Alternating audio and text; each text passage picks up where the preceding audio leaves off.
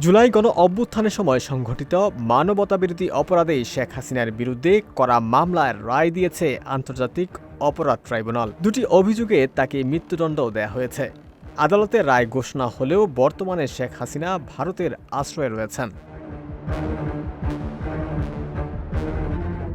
এদিকে রায় ঘোষণার পর বিষয়টি নিয়ে তাৎক্ষণিক প্রতিক্রিয়া জানিয়েছে ভারত।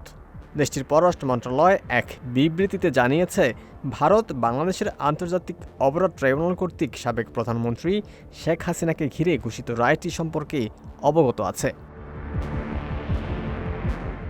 বিবৃতিতে আরও বলা হয়, নিকটতম প্রতিবেশী হিসেবে ভারত বাংলাদেশের জনগণের সর্বোত্তম স্বার্থের প্রতি প্রতিশ্রুতিবদ্ধ, যার মধ্যে সেই দেশের শান্তি, গণতন্ত্র, অন্তর্ভুক্তি এবং স্থিতিশীলতা অন্তর্ভুক্ত।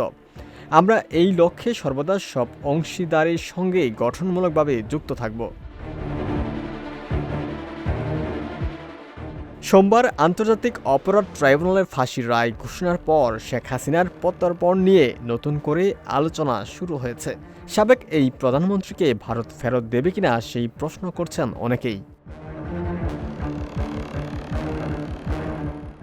এদিকে শেখ হাসিনা ও সাবেক স্বরাষ্ট্রমন্ত্রী আসাদুজ্জামান খান কামালকে বাংলাদেশ সরকারের কাছে হস্তান্তরে ভারতের প্রতি আহ্বান জানিয়েছে পররাষ্ট্র মন্ত্রণালয়। বিবৃতিতে পররাষ্ট্র মন্ত্রণালয় জানিয়েছে, আজকের রায়ে পলাতক আসামি শেখ হাসিনা ও আসাদুজ্জামান খান কামাল জুলাই হত্যাকাণ্ডের জন্য অপরাধী সাব্যস্ত হয়েছেন এবং দণ্ডপ্রাপ্ত হয়েছেন।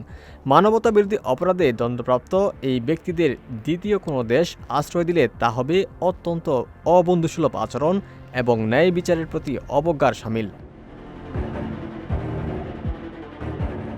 পররাষ্ট্র মন্ত্রণালয় আরও জানিয়েছে, আমরা ভারত সরকারের প্রতি আহ্বান জানাই, তারা যেন অনতিবিলম্বে দণ্ডপ্রাপ্ত এই দুই ব্যক্তিকে বাংলাদেশ কর্তৃপক্ষের কাছে হস্তান্তর করেন। দুই দেশের মধ্যে বিরাজমান প্রত্যর্পণ চুক্তি অনুসারে এটি ভারতের জন্য অবশ্যই পালনীয় দায়িত্ব বটে।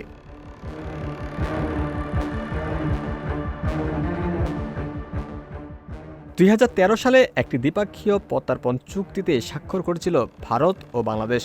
পরে 2016 সালে চুক্তি সংশোধন করা হয়, যাতে দুই দেশের মধ্যে পলাতক বন্দী ও আসামিদের বিনিময় আরও সহজ এবং দ্রুত হয়েছে।